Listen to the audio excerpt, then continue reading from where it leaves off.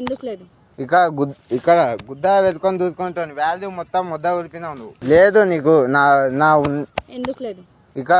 ఇక్కడ గుద్ద వెతుకొని చూసుకుంటాను. వాల్యూ మొత్తం ముద్ద ఊరిపినావు నువ్వు.